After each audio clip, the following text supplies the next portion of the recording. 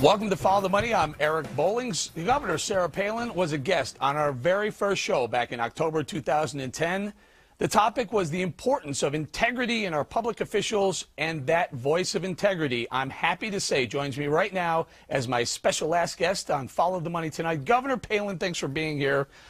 I wanted to treat our audience to the Palin interview no one else has heard before, so here it goes. Oh. Okay. Tell us, you told us a great story. Tell us about the phone call you received when you first found out that Senator McCain was going to tap you to be his vice presidential nominee. I got a call while I was at the Alaska State Fair in August of '06, and I think I was headed down a fairway amongst many, many people to go judge giant vegetables grown under our midnight sun up there in Alaska.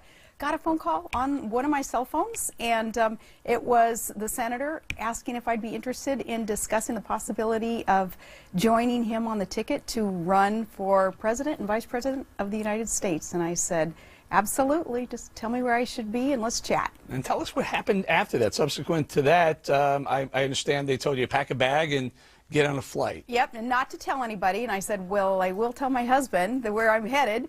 And I got on a flight, I believe it was the next day, packed an overnight bag, and essentially never returned home again. Had the overnight bag with me, showed up in Arizona, had a discussion with the senator and his wife, and we hit it off and decided that it would be the right thing to offer ourselves up in the name of service to the country. And then you'd said the next couple of years were a blur. Yes, the next couple of years, these going on 4 years now, have been quite busy, quite full. I feel very, very blessed that I've been given a platform kind of representing, I think, just normal, everyday, average American who wants the best for this country. Governor, after the 2008 election, how did you feel? I felt disappointed that Americans were led to believe via Barack Obama's big campaign machine and about 90% of the lamestream media going along with him, they were led to believe that fundamentally transforming our country was going to be the right thing to do. We were going to stray from constitutional principles and rules and law. And I think you can see now a reflection via the poor numbers in the economy, a less safe and secure country and world that we are in, that what he meant by fundamentally transform America isn't what the majority of voters thought we were getting. So the campaigner, the Senator Obama, is nowhere near anything like the President Obama. He is the same person, and I was disappointed that too many people were kind of snookered into thinking that what he was actually articulating wasn't going to be what he followed through on, and yet it was. Eric, he promised us he would fundamentally transform America. He told us, he told Joe the plumber, his economic philosophy was socialist because he said he wanted to redistribute wealth. He's doing all that. So again, my disappointment was, darn, if we would have been able to, as campaigners and as people who had been given a platform in '06, had we been able to more fully explain to the public what we believed he meant, then maybe we wouldn't be in the boat that we're in right now. Governor, after the election, you went back to Alaska, and then you decided not to finish out your term. A lot of Alaskans, well, they were let down because they loved you. They loved you as governor.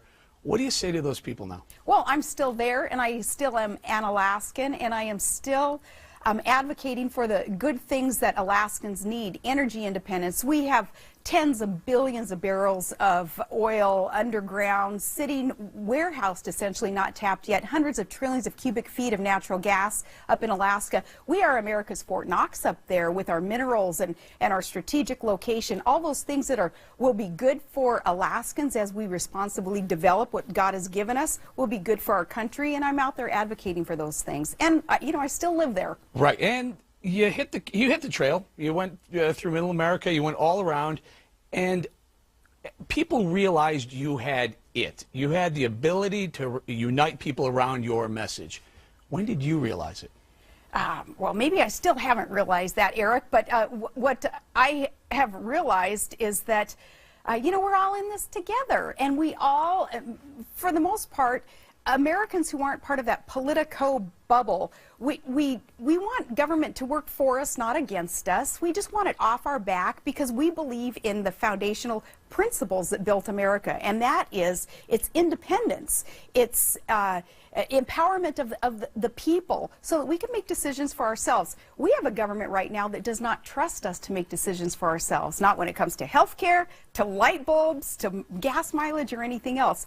And I believe that my message just reflects those who believe that we're smart enough and we are equipped enough to make our own priorities known based on the decisions that we feel best for our families and our businesses. All right, Governor, you may not realize it, but you have it. I'll say you have it. But with it comes the attacks, comes the liberal mainstream media who are the haters, the drive-byers who want to take shots at you. How do you maintain Sarah Palin, Governor Palin, uniter, conservative? How do you maintain it with the drive-by attacks? That's a really good question. And I have two answers, one on a personal level, one on political. Politically, first, you know, it's easy to keep things in perspective and to know how the game is played. And the game is that the liberals, especially liberal media, they can't defeat me or constitutional conservatives on the issues. You know, we know what the Constitution is. We know what the enumerated powers are there and what government can and can't do.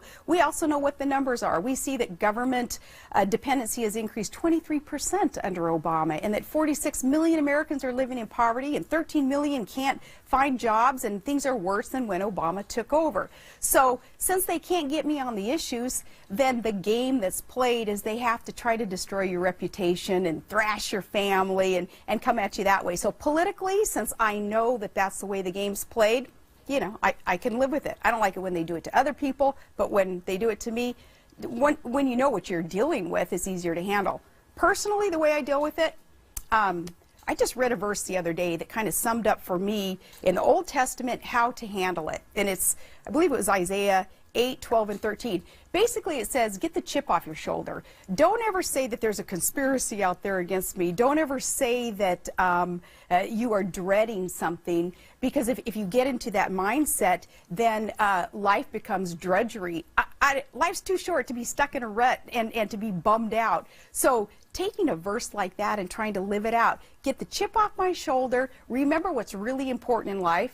To me, it's my family, and I have a well-rounded, diverse, very full family, keeps me busy. It's my faith in God, and it's the freedom that I have as an American.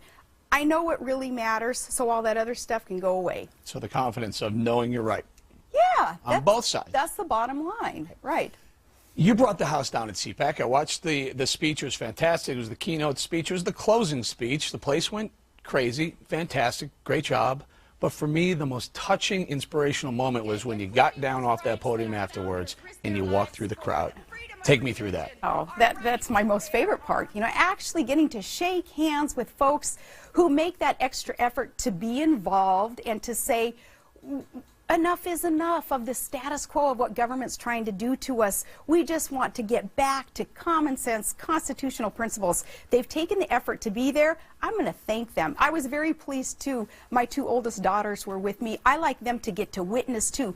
People who appreciate the effort that you're trying to make, it is so worth it. Governor, my wife and I were watching, and I brought her over and said, watch this. And this is when you were in the crowd.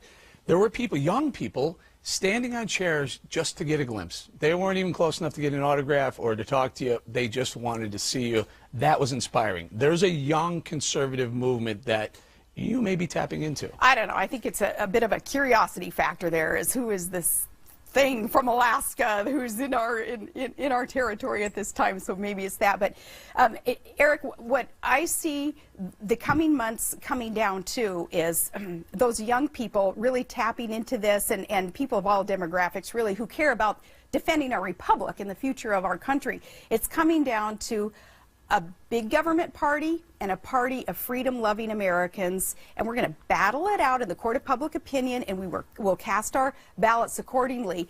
It's not a partisan issue. It's not based on race or demographic or age or religion or anything else. It's, do you believe that government is the answer, or are you a freedom-loving American who has enough confidence in in our free market system and in yourself to make good decisions for you.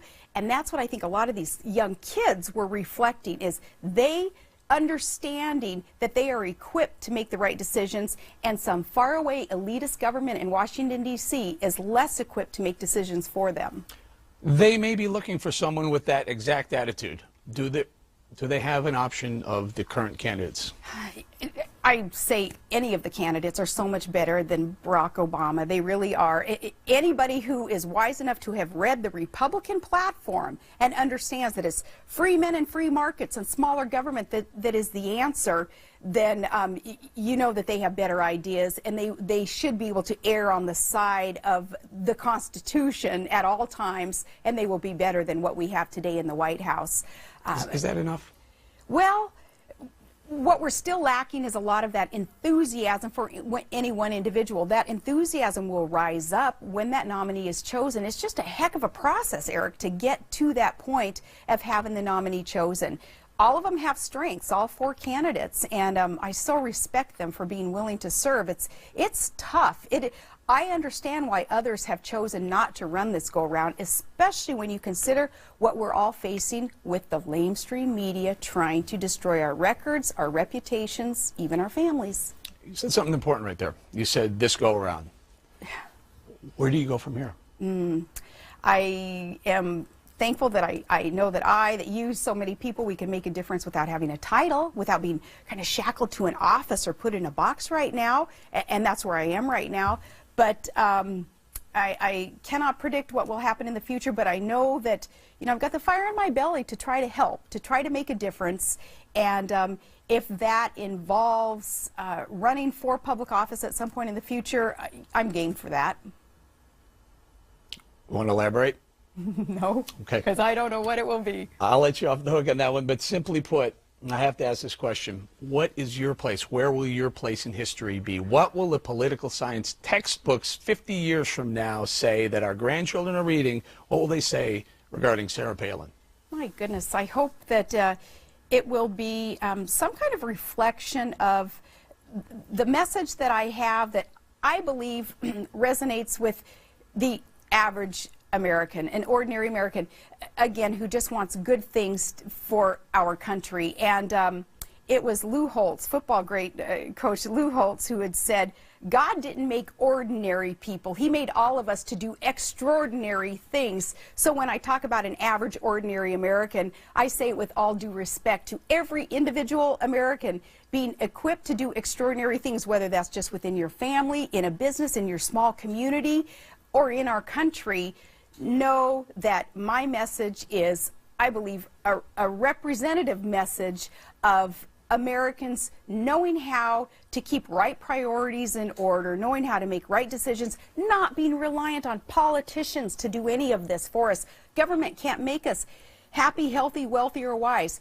Americans need to not assume that the White House, that Barack Obama's administration will provide any of that for us. Governor, a lot of people are saying it can't happen. I don't necessarily agree with them. If one of the nominees, one of the GOPers, doesn't get enough delegates, it could go to a brokered convention. Mm-hmm. If it does get to that, and someone said, Governor, would you be interested? Would you be interested? Well, for one, I think that it could get to that, and if it had to be kind of closed up today, the whole nominating process, then we would be looking at a brokered convention. I mean, nobody is quite there yet. So I think that months from now, if that's the case, then, all bets are off as to who it will be willing to offer themselves up in the name of service to their country. I would do whatever I could to help. Okay, that's fantastic. Governor, we began Follow the Money with you on our very first show. We're going to close this chapter with you on our very last interview. I couldn't have scripted it in a better way. Thank you so much for joining us tonight. Thank you. It's an honor for me, Eric. Thank you. Great to have you. Thank you. Thanks.